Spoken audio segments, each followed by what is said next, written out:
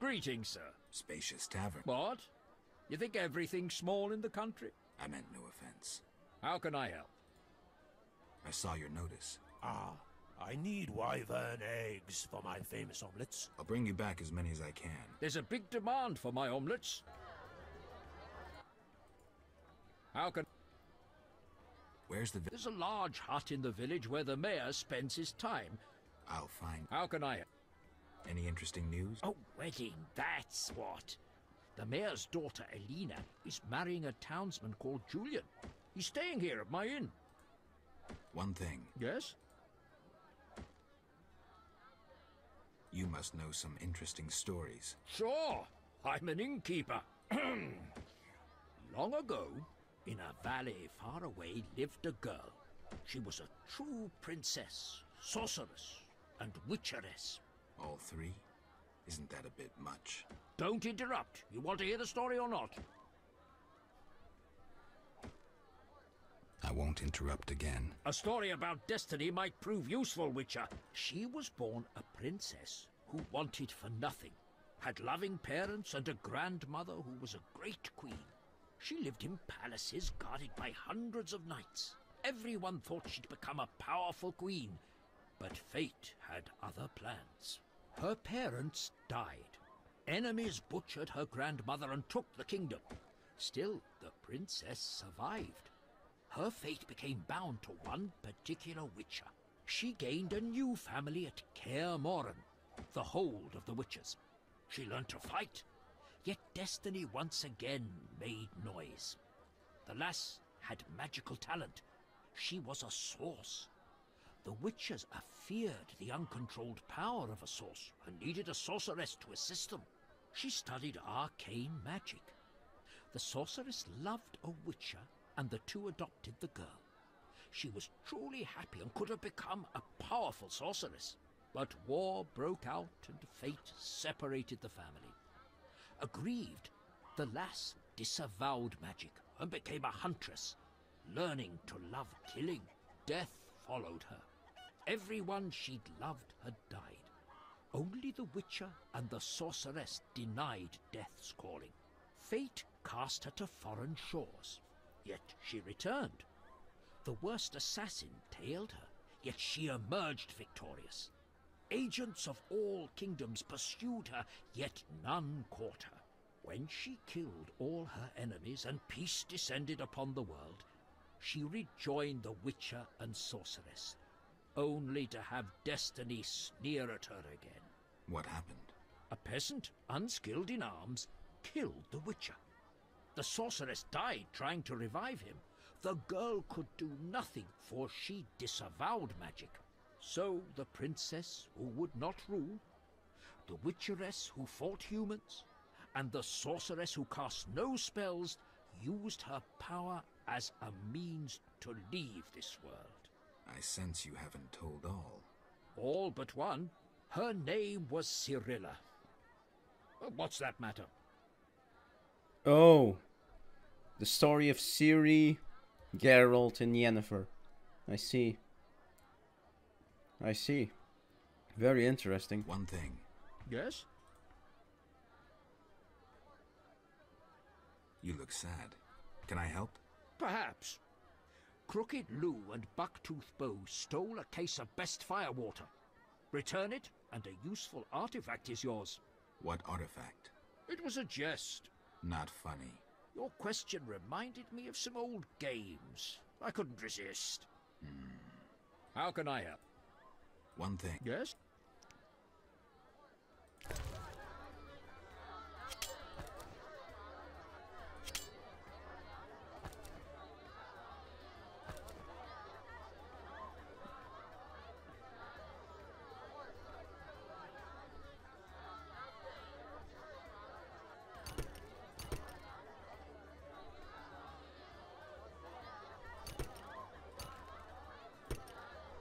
There, this should do it.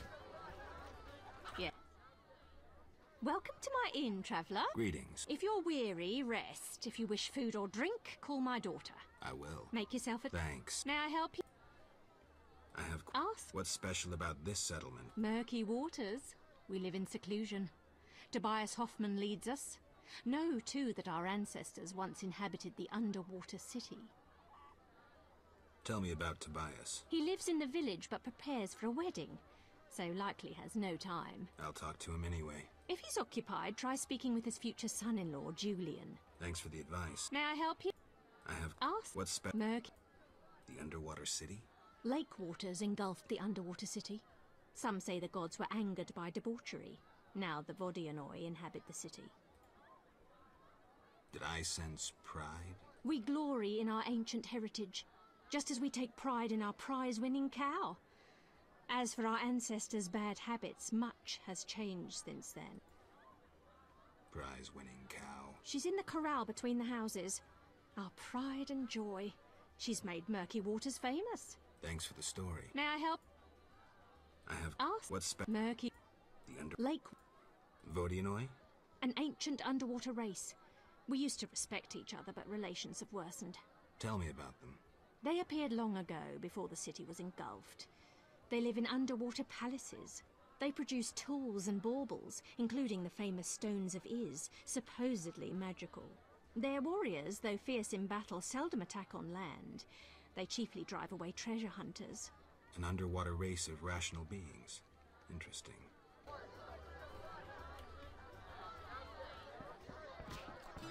I need a rest. Geralt? What happened in Vizima after I disappeared? Who knows? I left soon after you. Though I did hear that you staged quite a bloodbath. Sometimes killing is necessary. Now don't get offended, but has killing people become a pleasure for you?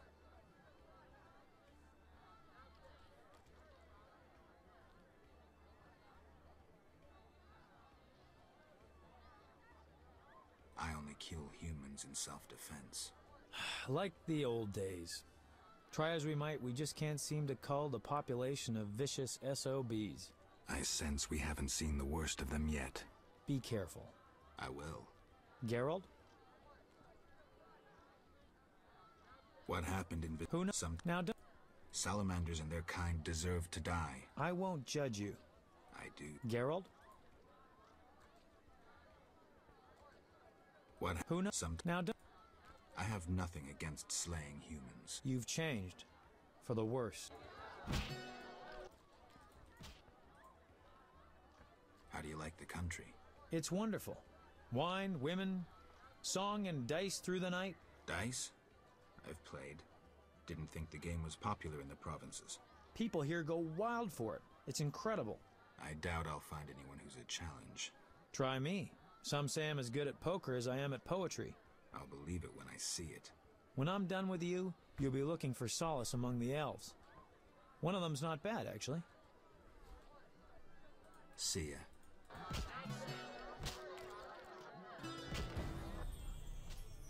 Geralt? So, what will the new ballad be about? It'll be a masterpiece, in verse. Interesting, horrifying, romantic. And the story? Engaging and straight from life. I changed my mind, see?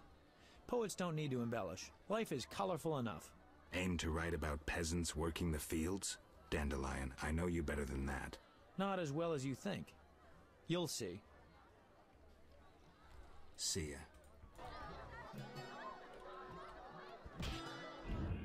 Okay, time to save. It will take me some tries to beat Dandelion. They think of nothing but money. Geralt?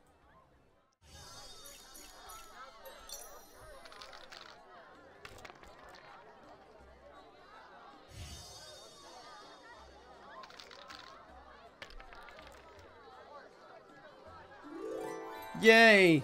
I won! Great. I'll lose next turn.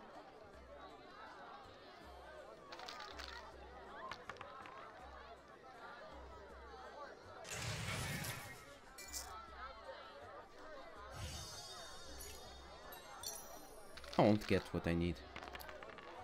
Oh, I actually got. I'm going to lose. Wanna bet? 4 of a kind or something stupid like that. Yay! I won! Great. Greetings, Witcher. I've heard a lot of good things about your kind. That's rare. Usually people treat me like a leper. Not in my house. When I was a child, I heard many tales of a witcher who saved my grandfather's life in exchange for a silver penny. That must have been a while back. I'm Geralt. Oh, yes. In the olden days. I'm Julian. It's a pleasure.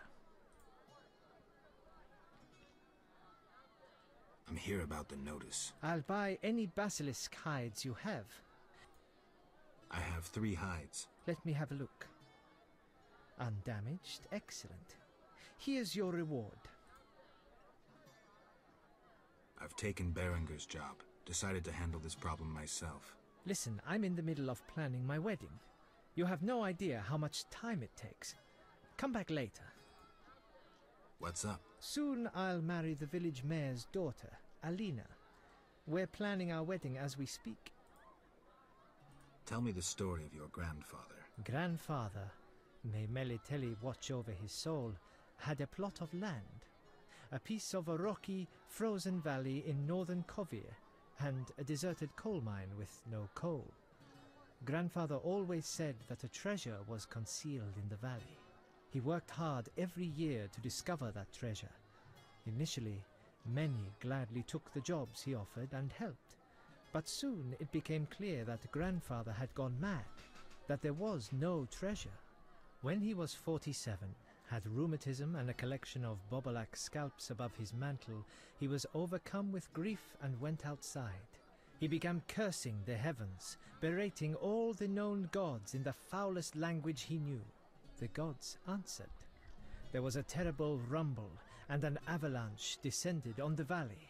Grandfather regained consciousness, burrowed out of the snow, and looked around to see something that would change his life. The entire valley was glimmering strangely, glimmering so beautifully that he nearly didn't see the beast coming towards him with a heavy gait. Grandfather fled, bending over once to pick up a strangely glimmering stone. In short, he escaped. Descending from the mountains, he encountered a witcher who agreed to slay the monster in exchange for a silver penny. They returned to the valley, and the witcher slew the beast.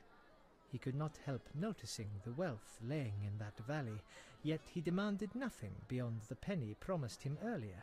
Grandfather grew to trust him and knew that sooner or later someone or something would come along and want to take his treasure, for the treasure in the valley was immense, Geralt.